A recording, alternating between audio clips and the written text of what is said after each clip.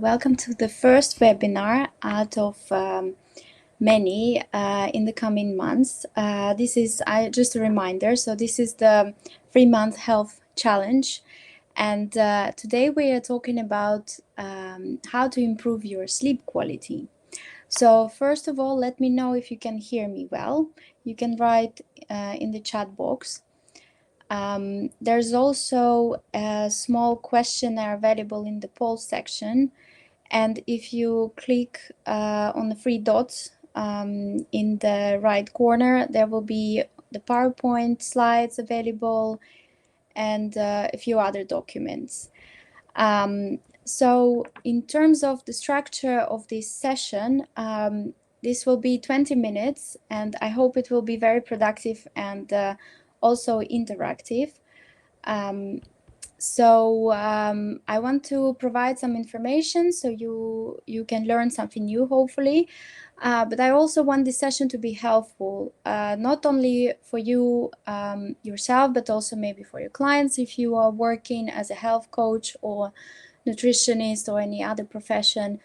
I'd like this session to be focused as well, because in such topics like sleep, there are a lot of different areas, a lot of interesting from the research point of view as well.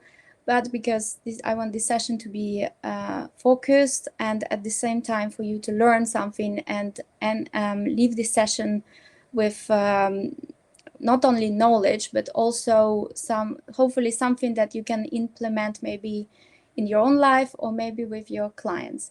So this session is recorded, so you don't need to worry about if you miss small bits.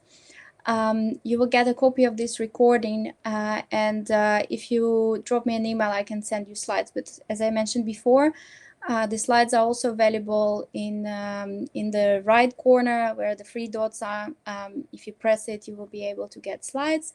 So in terms of today's presentation itself, like the structure and the overall outline, first I will tell you a bit about myself, so you know who I am, why I'm talking today, and why what I say can be useful. Then I will also talk about the importance of sleep, and we will talk a lot about how you can improve your sleep quality. This aspect is quite often ignored by many programs and nutritionists, but I think it's very important, mainly for my practice as well. So also I will tell you a bit about my business and what I do to help people, who I help, and so on and so forth. And we will have if we have time, there will be also a Q&A.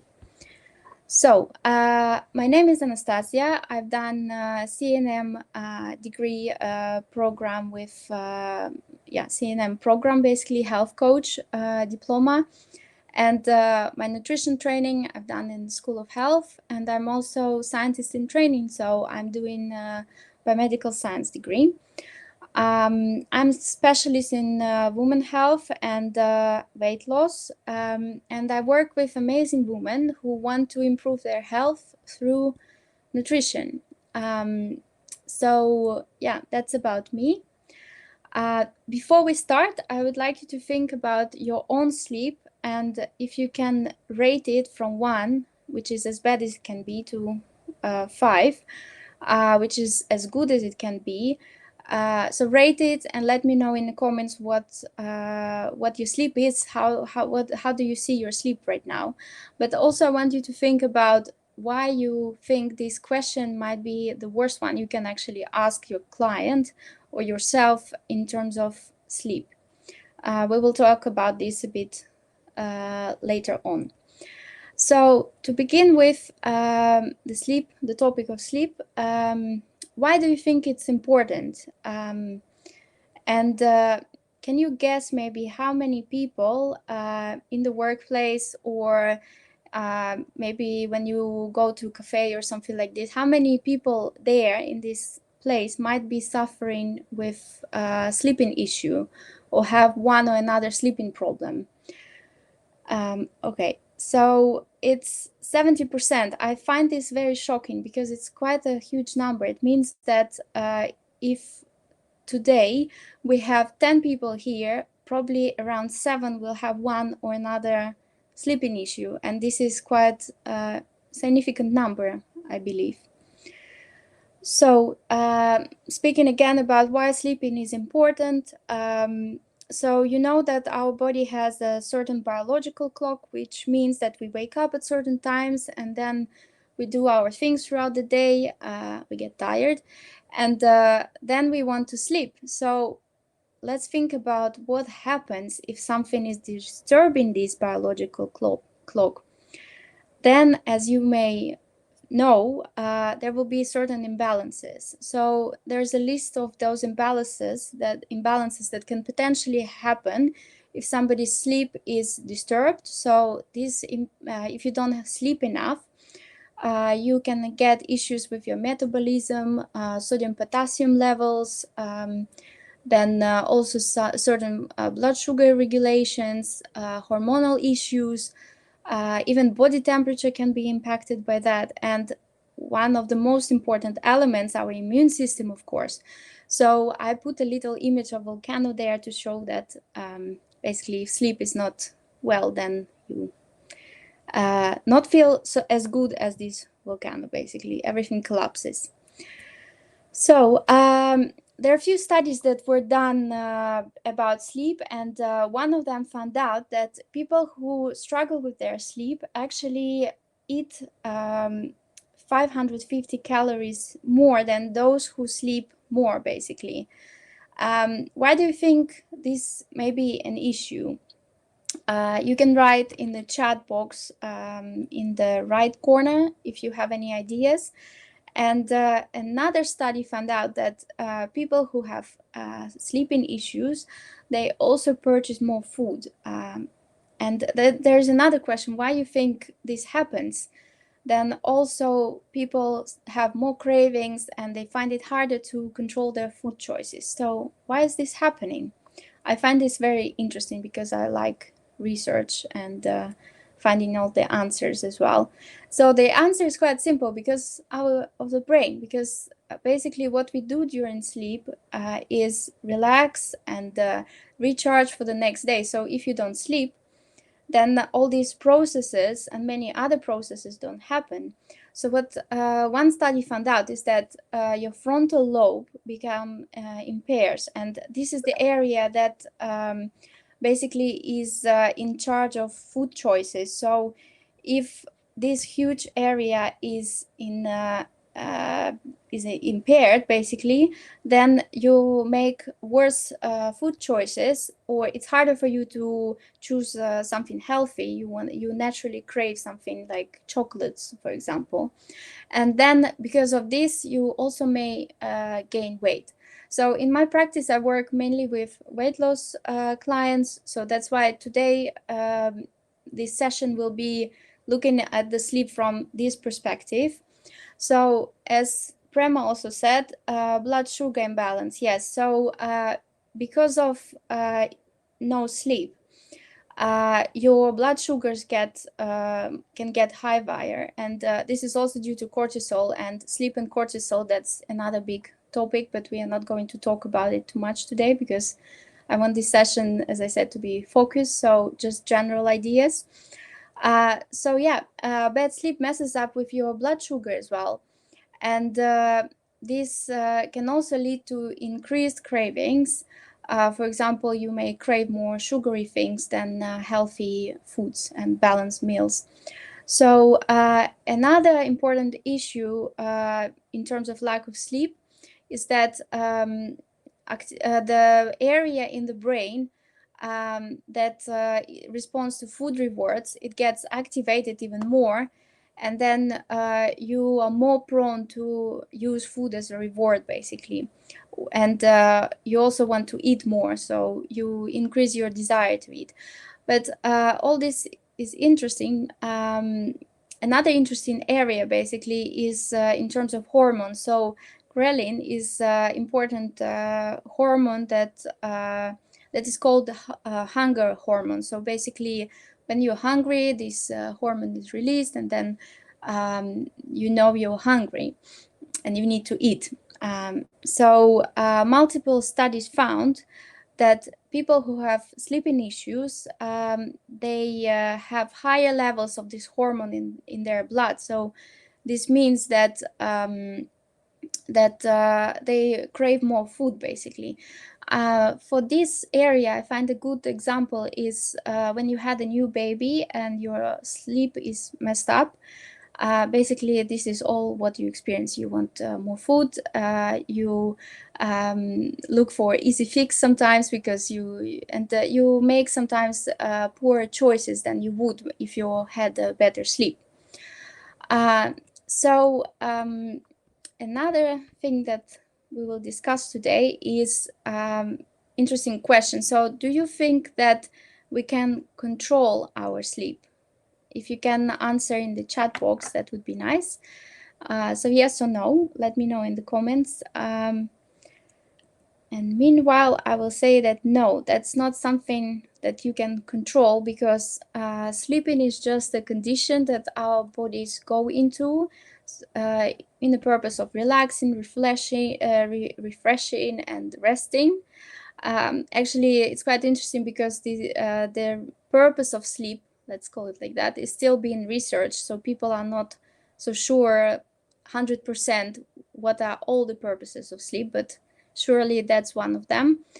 So you may think, oh no, I cannot control my sleep. That one, what can I do if I have bad sleep, if it's not controllable? So I think that it's important to always think that you're human. We are not computers, so you are not programmed to do certain things, and knowledge is power. So if you know that because of your current situation, for example, if you had a baby or for some too much stress at work and you don't sleep enough, if this is an issue and you know about it and you listened well to this webinar, then you know that you can actually do something about it. Find the solution, basically. All you need is to have willingness to do it. So what can be done? You probably know most of this. I like to show the pictures because too much text sometimes can be a bit boring, mainly if it's already evening. So what can you do? There are many things, but what is the most important element, I believe, is to analyze it first. So to understand what is stopping you from getting a good sleep at night. Is it something medical? Is it because of your circumstances? Or is it something else? Somebody doesn't let you sleep. Like for me, it's my baby who doesn't let me sleep, for example. And then once you know your whys, you can find solution. So here I'm sharing a few useful questions for yourself. You can do self-assessment on your sleep, or if you are a healthcare professional, you can use it for your clients maybe, if you are not using this yet. So returning to the topic of rating your sleep, I always think that it's best if you can ask your client to explain, or you yourself explain why you rated yourself like that. Because it's important to know that rate this or that question is always a perception. So person might be having a bad sleep and they put that they have the most amazing sleep in their life. They just don't realize that it's actually not so great because they're used to it. They always were sleeping like that. So for them, it's normal. So in terms of other questions, another good question is to ask about sleeping routine, because then you know what time they go to bed, what time they wake up, what they do in between, and maybe you can identify what actually causes them to have less good sleep. You can look at these questions later on. We are not going to go into each of them one by one, but I just think that it's important to ask a lot of questions about this element because sometimes people just don't know that they struggle, and they don't know the signs that can mean that they actually have not such an ideal sleep at all. So also important element is, okay, you discussed with your client or you found out for yourself what prevents you from getting a good sleep at night. But if you just leave it like that, say, okay, I had rubbish sleep, I know it very well. What's next?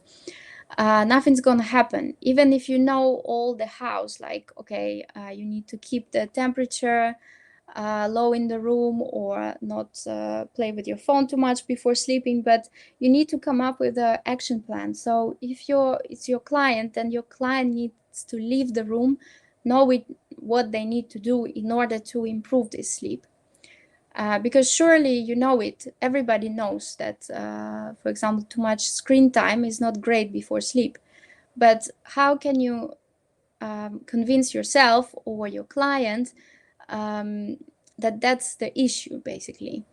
So this is something I hope will make you think a bit about it, or something useful that you might use. So here I have a few details about myself. So if you want to contact me, or you would like to let me know about your sleep, or you have some interesting story to share, please drop me an email, drop me a message on WhatsApp, or let's connect on Instagram as well. I have two accounts because I have nutrition clinic for women, but I also have a small child nutrition clinic.